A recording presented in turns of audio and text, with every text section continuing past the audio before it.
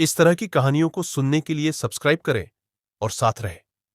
गांव के किनारे बरगद के पेड़ की छांव में खड़ा पुराना हवेली सबके लिए डर का सबब था। लोग कहते थे कि यह हवेली शापित है। जो भी रात में इसके पास जाता उसे अजीब आवाजें सुनाई देती, रोने, हंसने और कदमों की आहट। हवेली के मालिक थे जमींदार रघुनाथ बाबू। कई साल पहले वे और उनका परिवार रहस्यमय ढंग से गायब हो गए।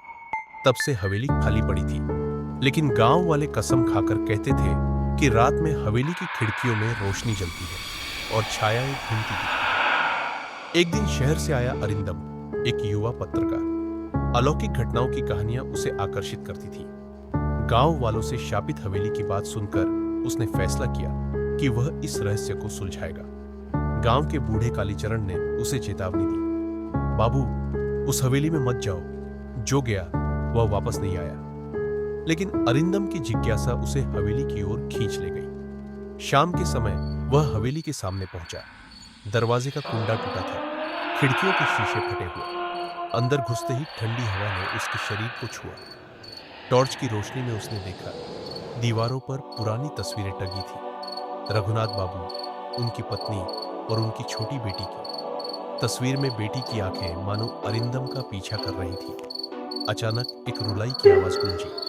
अरिंदम का दिल धड़क उठा। आवाज ऊपरी मंजिल से आ रही थी। सीढ़ियां चढ़ते वक्त उसने देखा, धूल में किसी के पैरों के निशान थे, लेकिन हवेली तो खाली थी। हिम्मत जुटाकर वह आगे बढ़ा। एक कमरे का दरवाजा खुला था।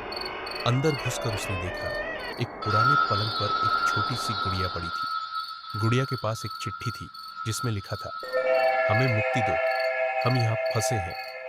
अरिंदम के हाथ कांपने लगे। तभी पीछे से कदमों की आहट आई। मुड़कर देखा, कोई नहीं था, लेकिन कमरे के आईने में एक छाया दिखी, एक छोटी लड़की जिसकी आंखों में आंसू थे।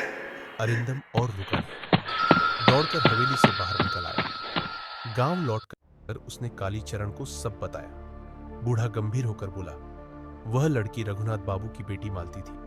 जमींदार के दुश्मनों ने उनके पूरे परिवार को मारकर हवेली में कैद कर दिया। उनकी आत्माएं अब तक शांति नहीं पाई। अरिंदम ने ठान लिया कि वह इस रहस्य का अंत देखेगा। उसने एक पुरोहित की मदद ली। पुरोहित ने हवेली में जाकर पूजा अर्चना की। पूजा के दौरान हवेली से चीखें, रुलाई और हंसी की आवाजें आई। अंत में एक तेज रोशनी चमकी और सब शांत हो गया।